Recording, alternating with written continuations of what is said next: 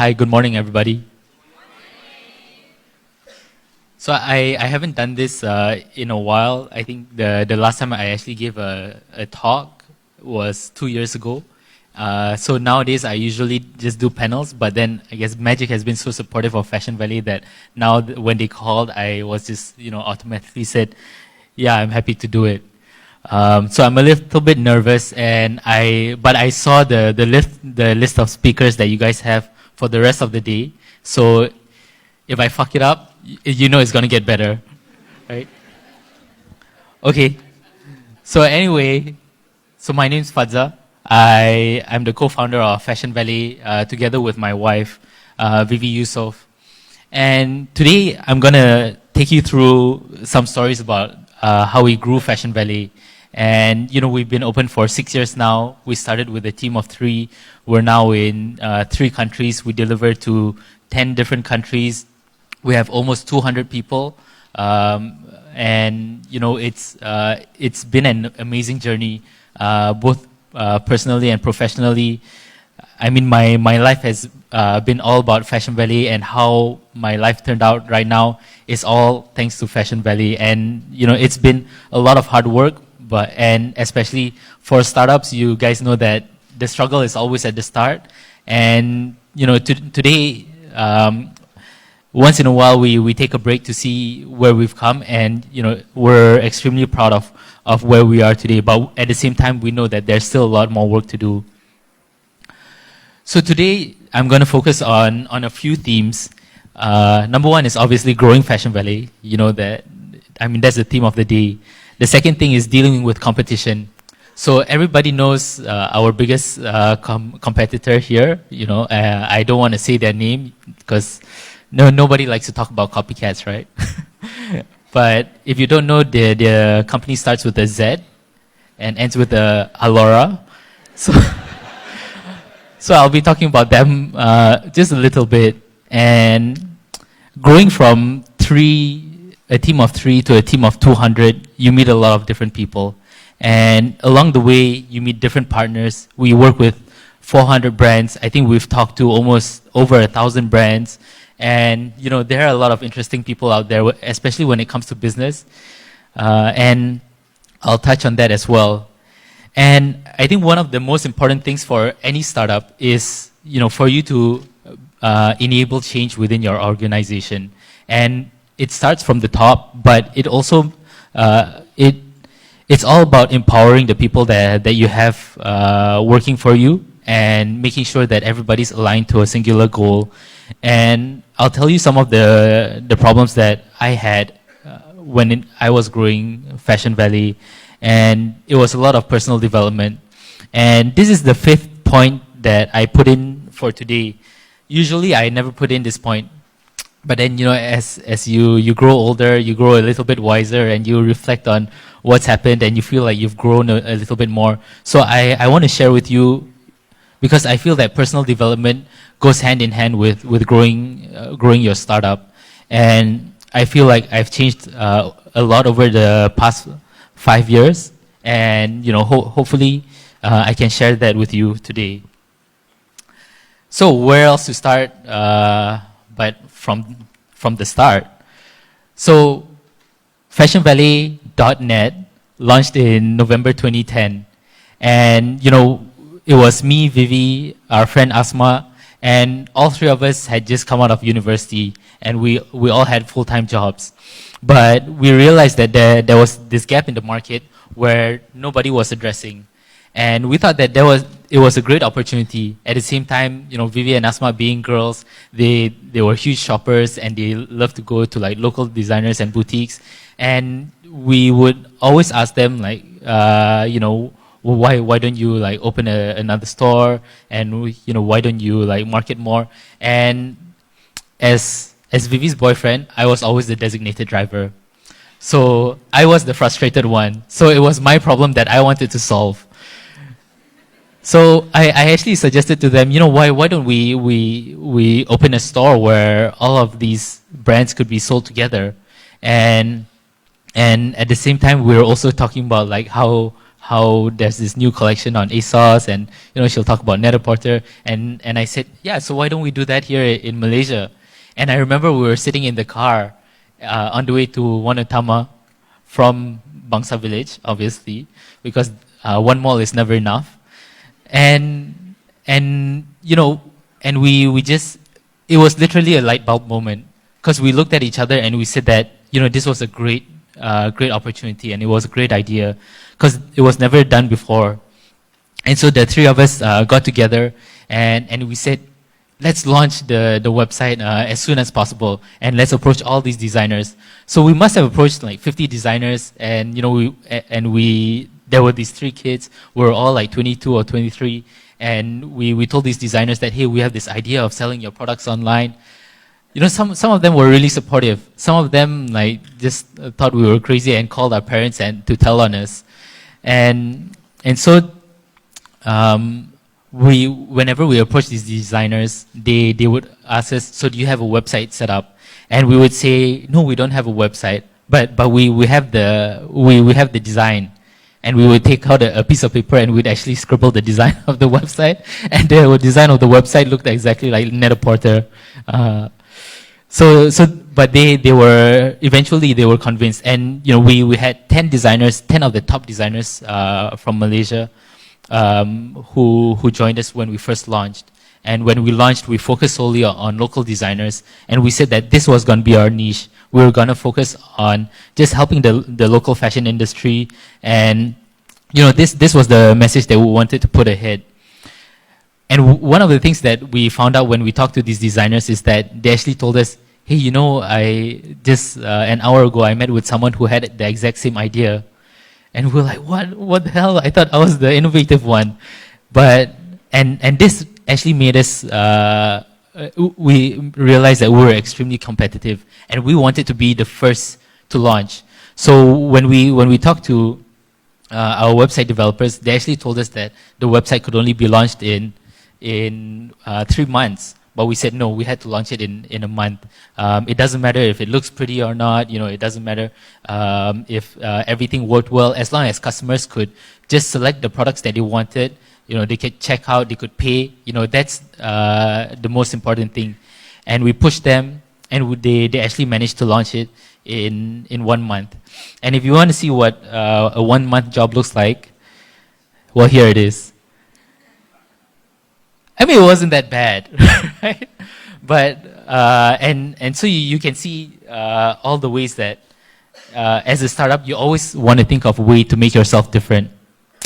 And if you look up, we said that FV should be a brand on its own, and so that's why you see at the top line we had FV Beauty, FV Women, FV Men, as if because like people don't know like the difference between women and men. But we were really like shocked in the read, and we said that, yeah, FV is going to be the next noun in the English dictionary.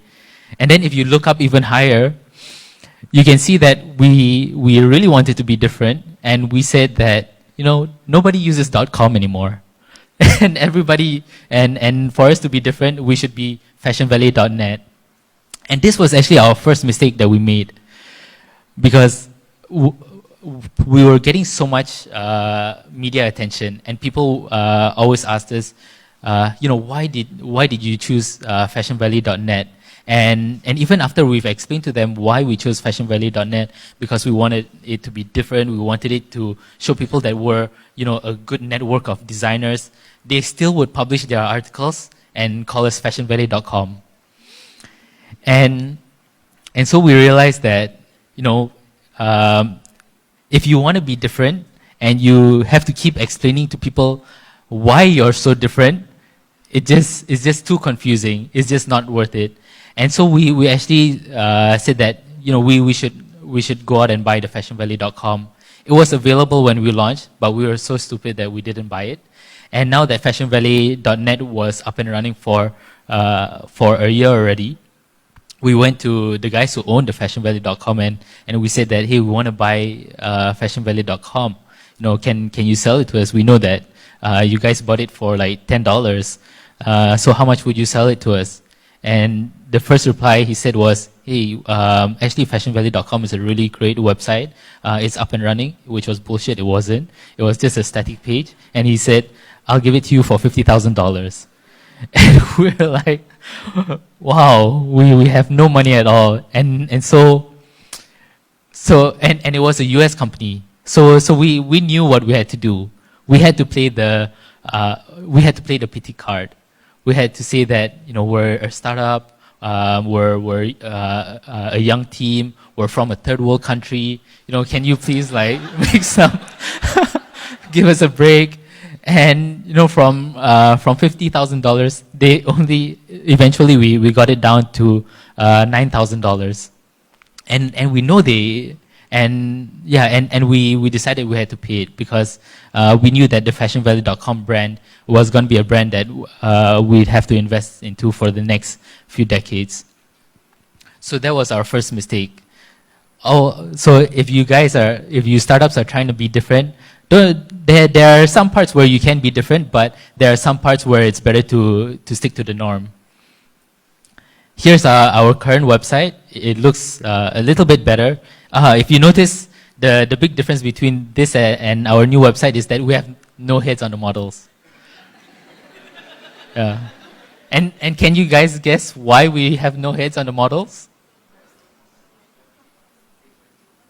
Save money? Yeah. This is our friend. She had a really great body, but she was charging us if we use her face. So we said, okay, we won't use her face. And we realized we saved a lot of money on hair and makeup, and it was a lot faster too. Yeah, but nowadays, yeah, we use the head and we end up we have some money now, so we pay the models.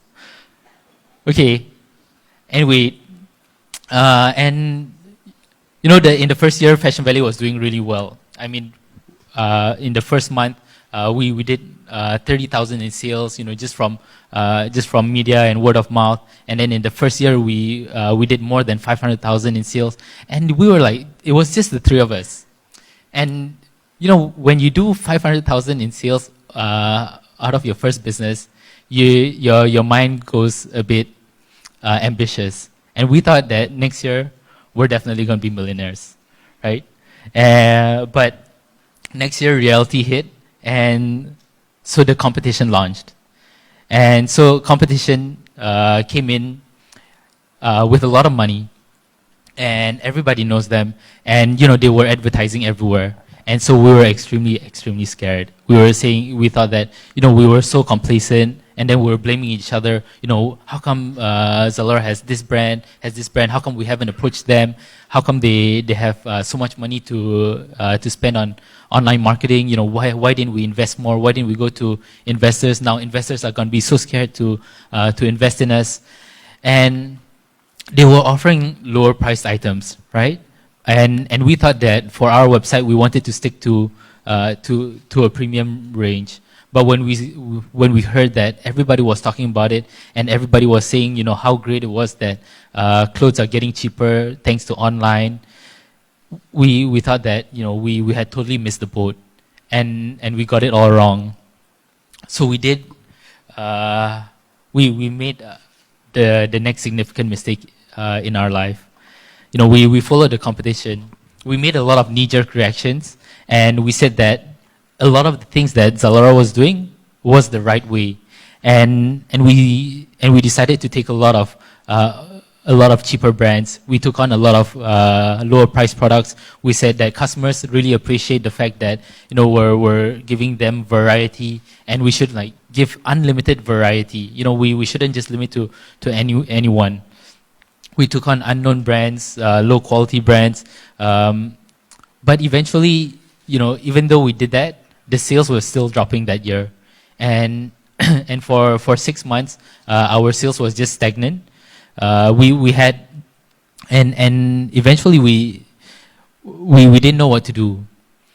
So there was this one day where we had this one call, and it was a call from one of our customers, and we knew the customers because, I mean, you know all the customers when you're a startup, because, you know, there are so little, and and you know all their names. So she actually called us, and um, she said that, hey, what's going on?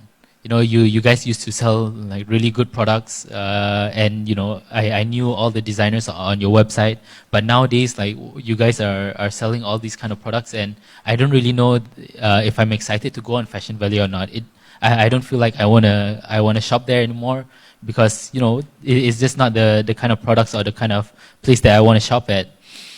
And this hit us hard, because when we heard this, we also looked at each other and we said that, you know, we're not proud of our website. Like, this isn't what we wanted to build. This isn't the kind of company that we wanted to have. And, you know, we just hated looking at the website, because we knew that just 6 months ago, the website looked amazing. You know, you click on every page, it was nice products. And so we decided that, you know, there's no point of us trying to go head to head against the competitor, because they had so much money, they were doing everything, and they were, you know, just the hype around them was so much.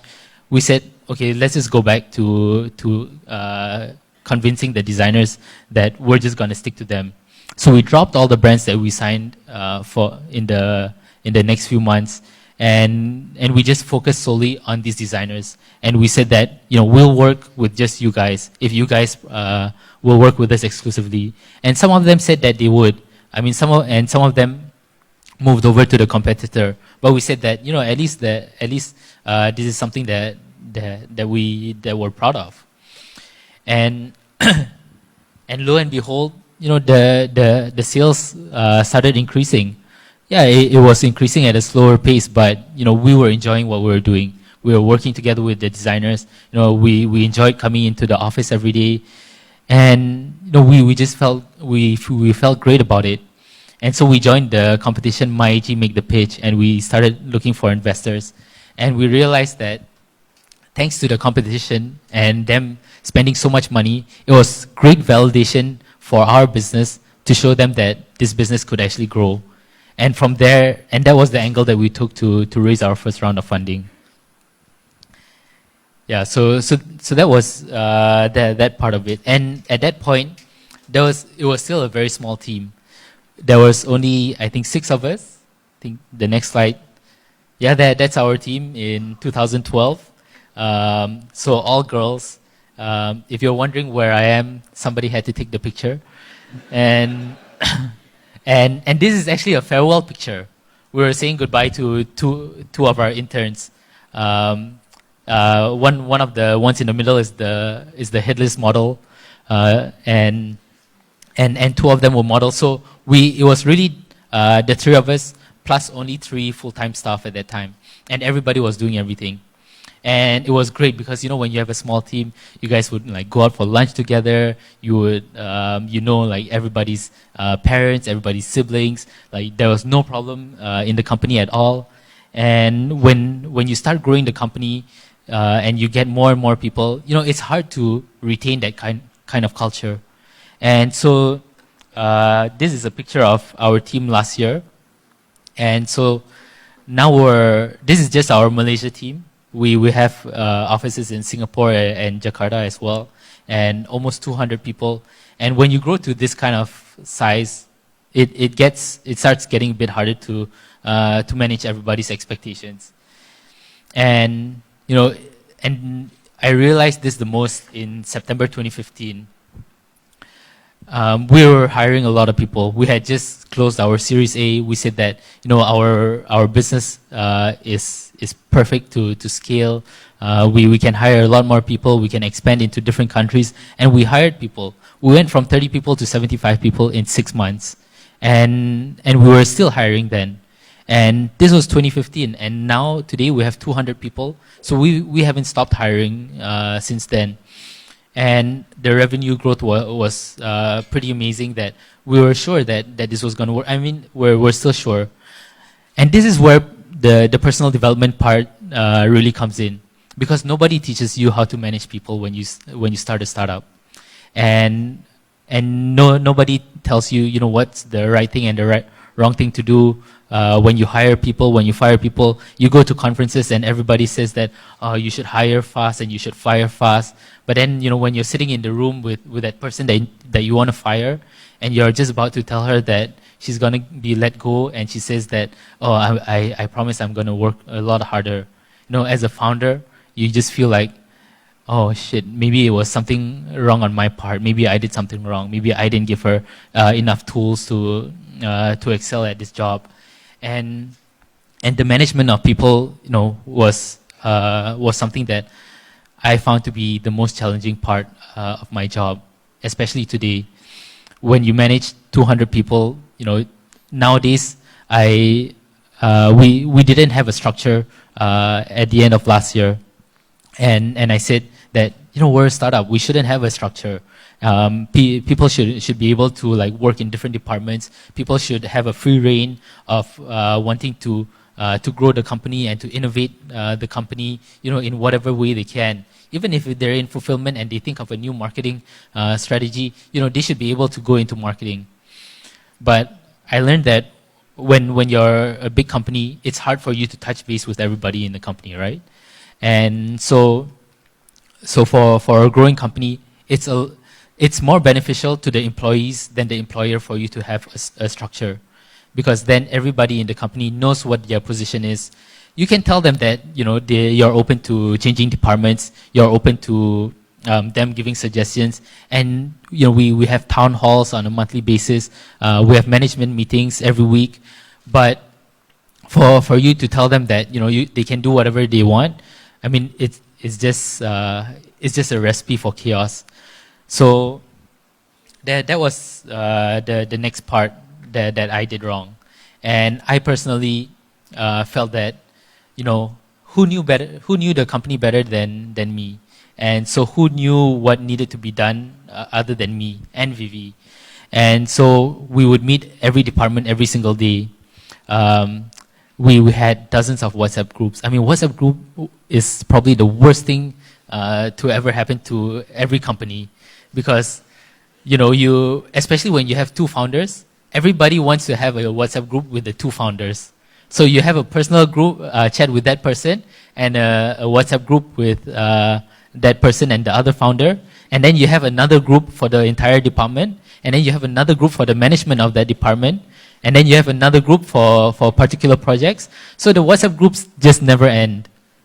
And on top of the WhatsApp groups, I was getting hundreds of emails a day. And all of these emails was asking for approvals. I said that, if you wanted to release anything on social media, we had to proofread it. We had to look at the content. If you wanted to sign on any brands, let us know which brands you want to sign on, and we'll see if it aligns with what the company has in mind. And we thought that this was the way for us to do it, because we wanted to maintain a certain type of branding. But we soon realized that doing all this, the company wasn't moving anywhere, and employees were just getting frustrated, and our first few employees were actually pulling us aside and saying that there are some employees who feel that they've emailed you last week and you still haven't replied them, and they were supposed to launch the campaign 3 days ago.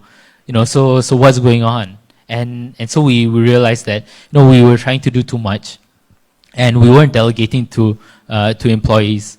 And the amazing thing about growing your own company is you realize that the potential of people is unlimited, right?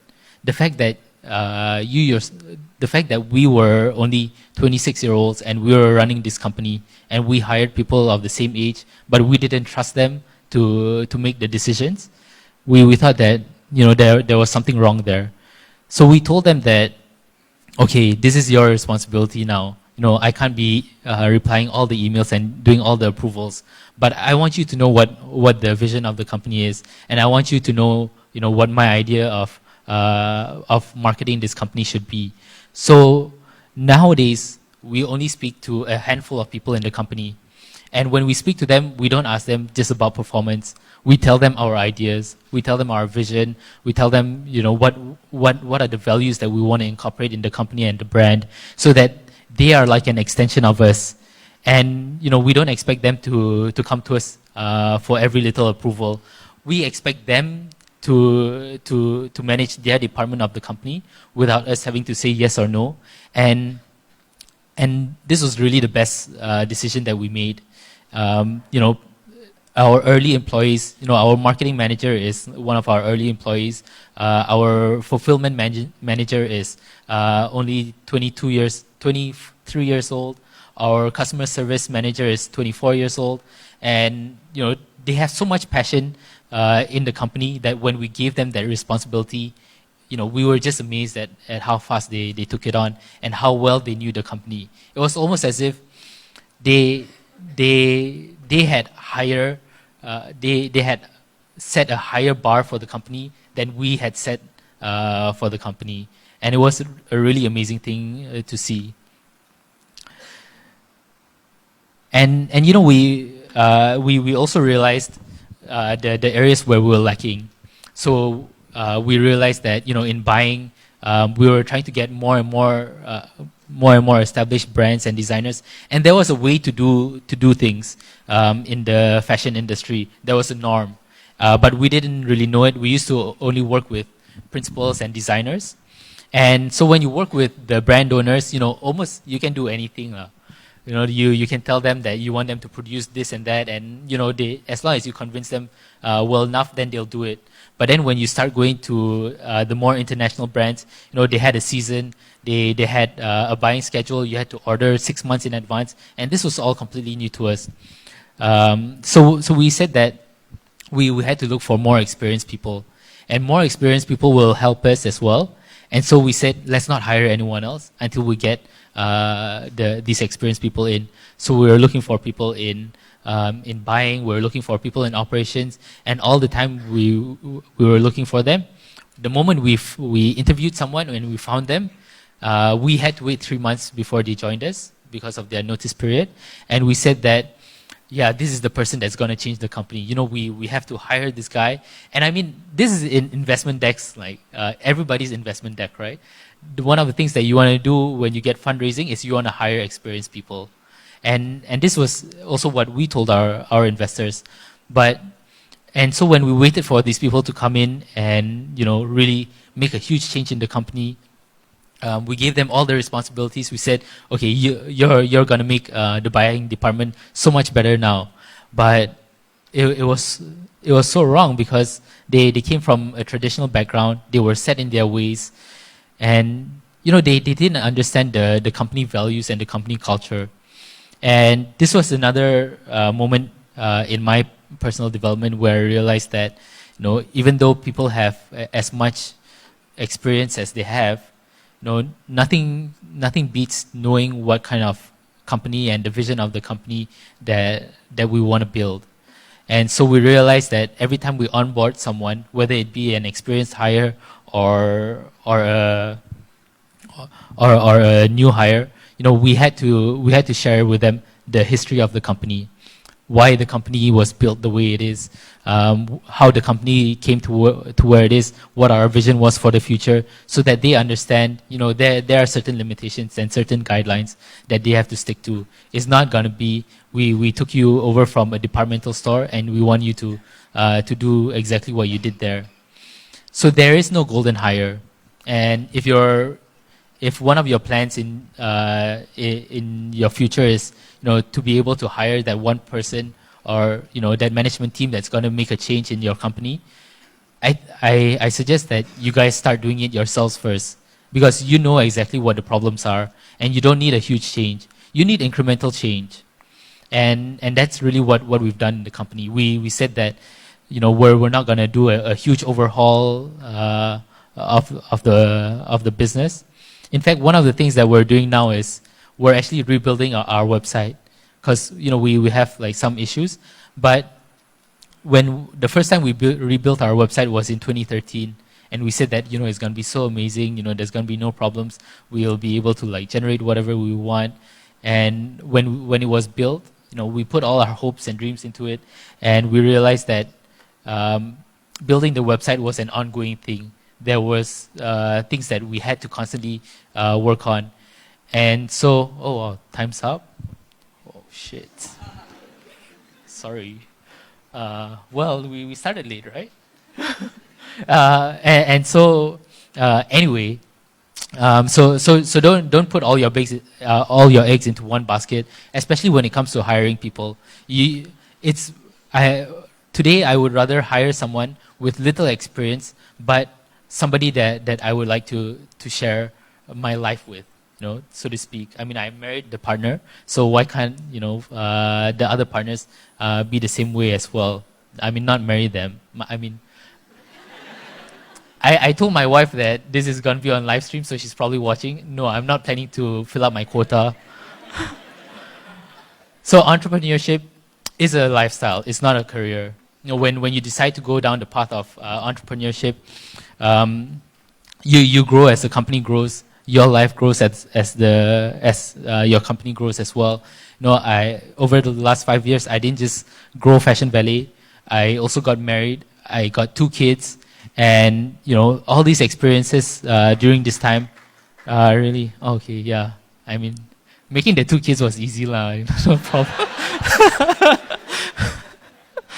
Yeah, and the fact that you go into the office 5 days a week, some of us 7 days a week, from 9 a.m. to 9 p.m. You wanna share those moments with people that you're happy to be around, and not because you hired them to do a job. And so when it comes to hiring people, look for similar values to you. Don't just look at experience, because experience can always be taught. In a growing company, things will come, and nobody's born a manager.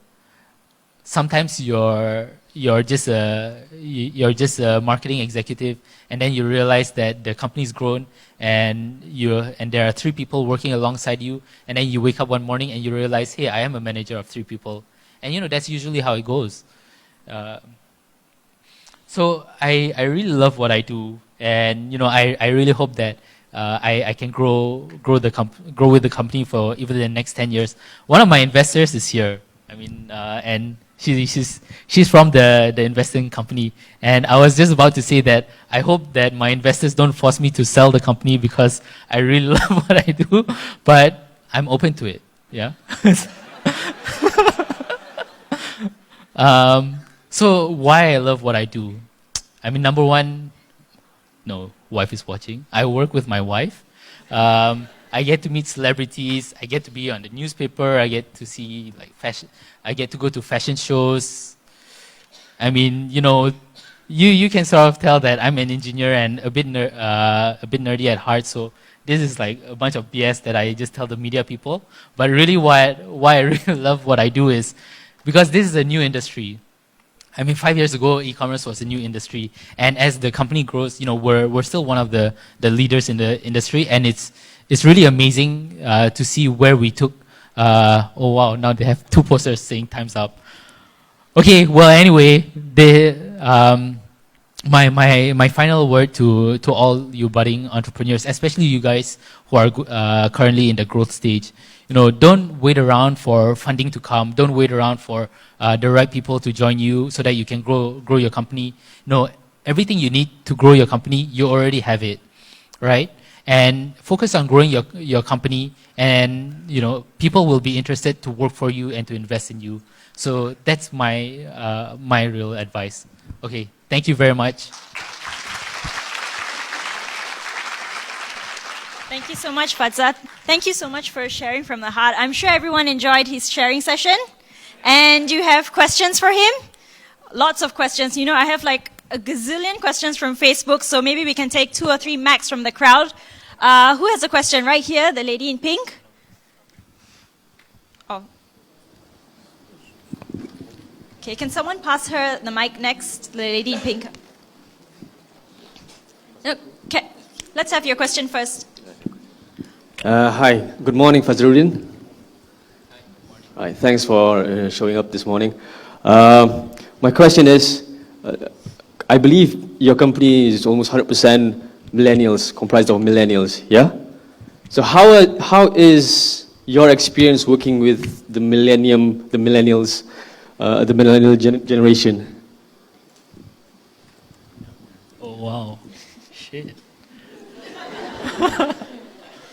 Probably shouldn't have shared the live link with my WhatsApp group this morning then. Some people in the company are watching. But you gotta So tell I the can't be truth. like completely honest, right?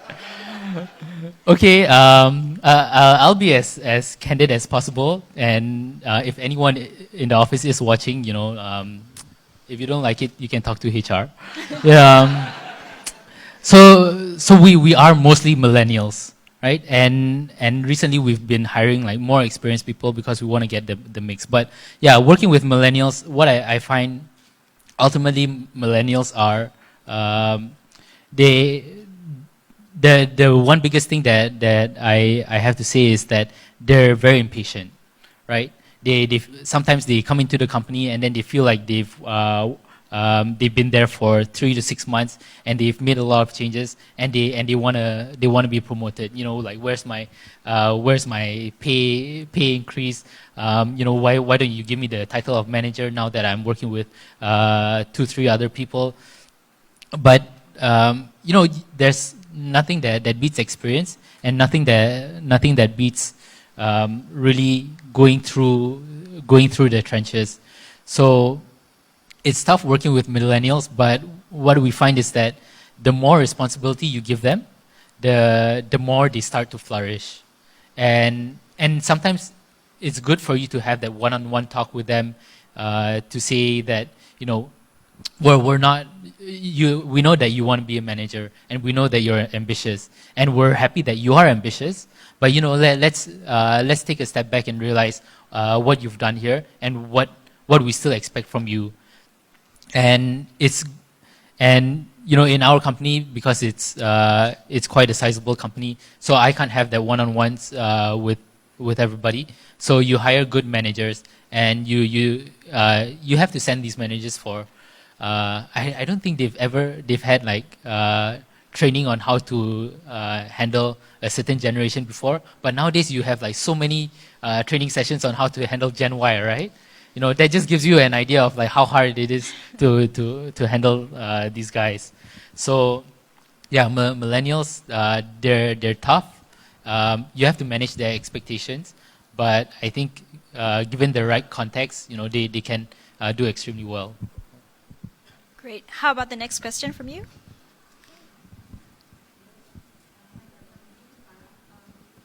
Could you speak up a little louder? Yep. Okay, so I have 2 questions for you. So when you first started FashionValet, what was the marketing strategy that you used? Because I don't think at the time we have like Facebook ads, Instagram ads, right? So and the second one, when you mentioned that you started with 3 people and made a huge sales, I wonder like how many hours you work per day, and did you guys do like everything, or you guys outsource certain things? Thank you. So the short-term memory. What was your first question? Because I'm so excited by the second question. Okay, the first question is like, what was the marketing strategy that you used to introduce FashionValet? Okay, so there were Facebook ads and Google ads at that time, but even today we're not huge believers in online marketing. So we said that for good products, they should be able to market themselves. So we focused on the fact that we were focused on local designers, and we tried to tell the story, and we said we tried to build the brand equity of individual designers. And the media really loved it. All the bloggers started writing about it. I mean, Vivy herself was a blogger, and we started working with different bloggers and influencers, and so things sort of picked up from there. So we let the brands speak for themselves, because they were already big, right? But these were designers who usually produce for like royalties and celebrities, and you had to make couture gowns for them. But we said that, you know, let's do something different. Let's have a diffusion line, which is better available for the mass market. And then for your second question, so when we first started, Vivy and Asma were both working for family companies, and I was working in Deloitte. I had a full-time job, but we had a small office space in Plaza Damansara. I mean, it was basically Vivy's sister's office. And so we would meet there at 7 a.m. every morning, and then we do photo shoots. We'd count stocks. We'd steam items, and then at 9 a.m. I would go off to office, and I mean, and eventually, like, they caught on and they found out that I had another business, and I think they were already ready to like let me go off certain projects, because at 5:30 on the dot, I was already out the door. Yeah, and work hours ended at 6. So, and so we would meet each other again at the office at 6 p.m. and we worked through the night. Sometimes we'd work until like 12 a.m., 1 a.m., 2 a.m., and then we'd start again the next day at 7 a.m. I mean, it was really great, and you know, we all loved hanging out with each other, and it felt like a lot more of a hobby than a business. And yeah, those were the kind of hours we did for like almost 2 years. Okay, thanks. I'm going to try and squeeze in some questions from Facebook for you now. But, you know, I was talking to him earlier, and he said that he has time to hang around in MaGIC till 12, right? Yeah. If he has stuff to do. So make sure you catch him and ask him your questions after this, because he'll be around. Just one question from Facebook. Which mistake do you feel is the hardest to recover from? Since the title of your topic is Growing Through Mistakes. Yeah. Well, good question. Which mistake is the hardest to? I think it was probably the last one, micromanaging. You know, when it comes to people, people like staying in their comfort zone, and when you start making changes, it's a lot of people don't react well to change, and they feel that, you know, whether they start questioning whether I'm secure or not. And so when we wanted to make that change, you know, we had to tell people that, you know, some people, for a lot of people in the company, we were all working basically shoulder to shoulder. But now we had to tell them that, hey, you know, this person's going to be your manager, so you have to report to that person. And others would be like, hey, you know, I've been in the company for 2 years now. Every day I talk to you. How come now you're asking me to talk to someone else? What, you think you're too good, is it? And I mean, realistically, this is really what happened.